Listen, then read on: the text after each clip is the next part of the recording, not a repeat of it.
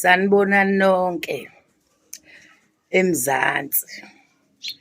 Ngithi angiphawule ngoGugu lo velayo enkundleni zokuxhumana eboshelwa ukuthi ureyphile ingane kadadewabo engazange ayireyiphe. uNtuzu unecala phambi kwaNkulunkulu ngoba unonto omdala namhlanje ekufanele ukuthi ingane wakhuluma naye, ingane ayisho ebantwini ithi akaze angithinta umalume.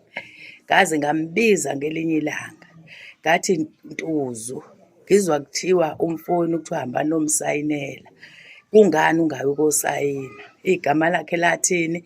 Wathi ayikho into engingayenza ngoba mina obhuti onkankanka nomjeyi ibona kufanele ukuthi bahambe bayokhuluma bona bathule. Ngathi mina wena ngoba uninawe ngane, kungani ungayi ukokhuluma emaphoyiseni? Wathi kwathiwa unonto meseneminyaka ewu-15 akahambe ayozikhulumela. Ngathi usemdala unonto, uhamba okhuluma ukosho ukuthi nangu uNtuzu uze nononto ukuze adedele uGugu, ngoba uGugu angiyikholwanga iqala lento ukuthi umntwana udlwengulile ngoba ubeyingane ephila njengey'ngane zonke engingakaze ngiyibone kuthiwa inentombi. Ubekholwa lo mntwana, yikholwa leli engikhuluma ngalo. Waqala eZayoni, waphuma eZayoni wangena eWisile.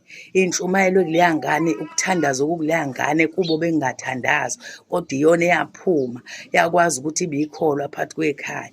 uNtuzu wayithatha wayifaka ejele ngoba ephethwe umona, ingane isebenza. Wathathwa zonke iy'mpahla zayo, ngisho imibhede ithengile, kade isebenza ema-orintshini efemini.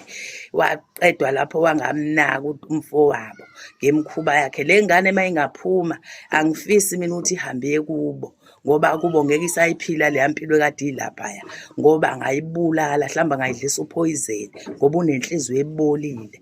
Ngifisa mina inkantolo imthathe uNtuzu imvalele, usaphila usemusha, kufise ukuthi adonse naye abuze ubuhlungu abuzisa ingane yakwabo engakaze ayibheke nangelilodwa ilanga, ingenzanga lutho, azi kahle ukuthi ayinacala, kodwa kuwuyena oyithatha oyivalela lapha ejele ngoba enenhloso zayo kade ey'fuyisa enhliziyweni.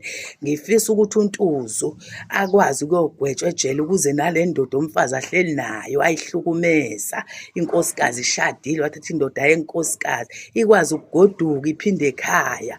Usonta amanyala ayikho into ayisontayo, usonta ephostoli nje ayikho into ayisontayo. Unenhliziyo embi ngoba ukwazi ukuthi omunye umfazi angakwazi ukuhlala nendoda yakondlelwe iy'ngane, kondlelwe yena, adle imali yakhe. Uyise uyahlupheka, akwazi ngisho ukuthatha isidwedwe sikayise asiwashe ethi uyintombazane uyedwa egcekeni. Urabishi nje wentombazane ongeke uze uyazi ukuthi uzoyibala uthini empilweni. Ngiyaxolisa ukusho lelo gama, intukuthelo engaphakathi ngoba inhliziyo yami yayilokhu ibalisa iminyaka ngale ngane, ngoba ngiyayazi ukuthi kwakuyingane ephilayo, ingane engeke uyizwe ithi nxa, eyazi ukukhuleka kuphela.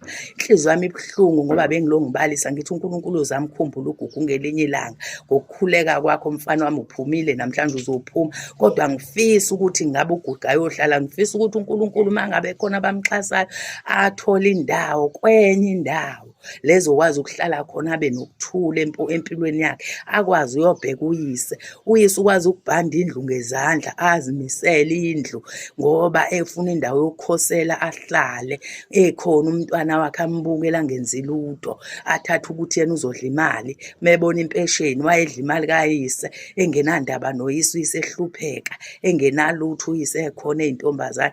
Ngiyabonga Ntuzu, uNkulunkulu uyaphendula ekugcineni.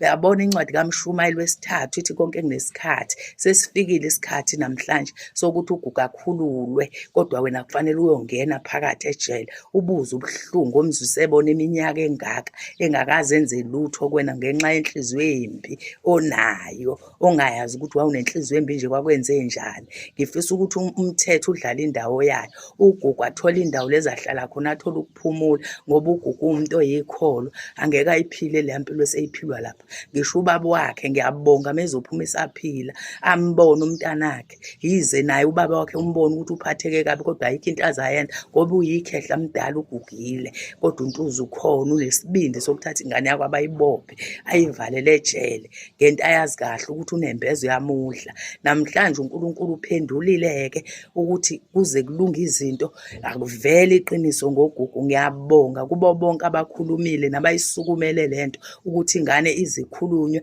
isukuma umhlaba umhlaba wonke ukuze ingane ithole ukukhululeka ngoba sasingazi ukuthi soyikhipha kanjani, soyisiza kanjani. Ngiyabonga.